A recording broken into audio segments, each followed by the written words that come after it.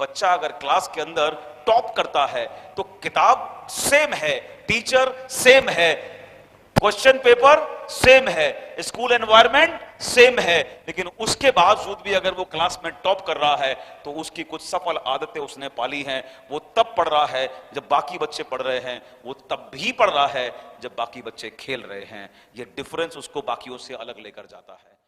जितने भी लोगों की जिंदगी आज हमको वाव फीलिंग देती है, लाइफस्टाइल लाइक अ सेलिब्रिटी, जहां जाएंगे उनके जाने से पहले उनका नाम पहुंच जाता है, उनके जाने से पहले एक ओरा पहुंच जाता है, उनके जाने से पहले लोग तैयार रहते हैं सेल्फीज लेने के लिए, फोटोग्राफ खिंचवाने के लिए। जब वो कहीं नहीं होते तो भी चर्चाओं में लोगों के बीच में होते हैं, लोग उनके बारे में बात करते हैं, उनकी सक्सेस के बारे में बात करते हैं, उनकी खांसी जुकाम के बारे में भी बात करते हैं, उनकी तकलीफ, हर एक चीज, इसे कहते हैं सक्सेस। लेकिन ये तब पाई जाती है when they are ready to sacrifice all the comfort of life उस सफलता के लिए। ये तब आता है जब वो सफलता को अपनी जिंदगी में सबसे ऊपर प्रायोरिटी पर रखते हैं।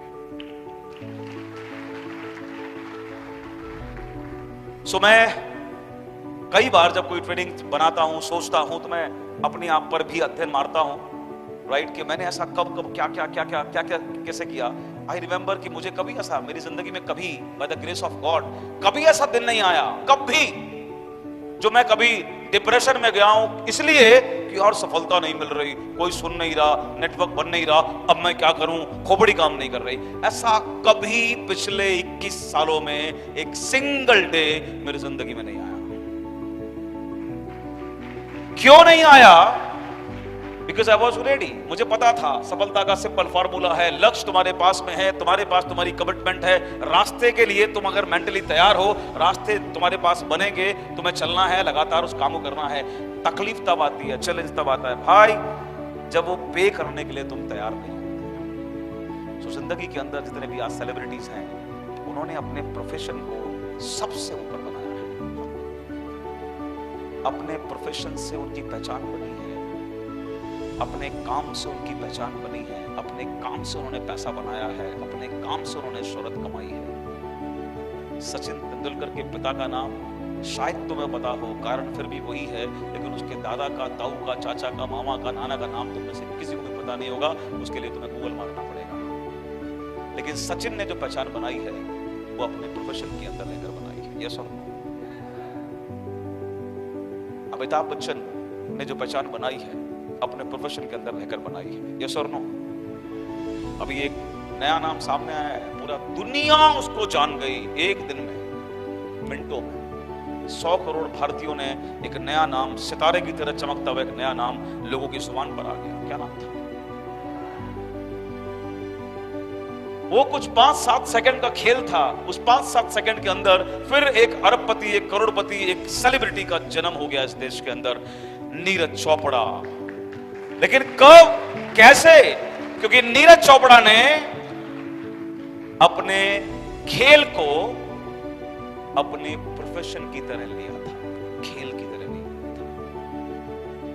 सो जब भी तुम जीवन के अंदर अपने किसी काम को अपना प्रोफेशन बना लेते हो और उस काम को अपने जीवन की सबसे बड़ी प्रायोरिटी बना लेते हो, तब तुम्हें वो काम रिजल्ट देना शुरू करता है। Hello, budget clear? मैंने कई बार रिसर्च किया कि ऐसा क्या था मेरे अंदर जो मेरे तमाम दोस्त या मेरे रिलेटिव्स या जहां मैं रहा, जहां मैं पैदा हुआ, जिस क्लास में मैं पढ़ा, वहां के तमाम लोग आज भी वही एक जिंदगी जी रहे हैं। मैं वहां से बहुत दूर निकल आया हूं, लेकिन बाकी सारे लोग आज भी वही हैं। मेरे तमाम रिलेटिव्स भी आज वही हैं, वो भी अपनी जिंदगी वही काट रहे हैं, 10 से 5 की नौकरी करके और बजट की डायरी बना बना के। मैं वहां से कैसे आ गया? सो मैंने कई बार रिसर्च को पाया कि सफल लोग अगर सफल बनते हैं तो किस्मत उस्मत से नहीं बनते, वो सफल बनते हैं अपनी कुछ सफल आदतों की वजह से।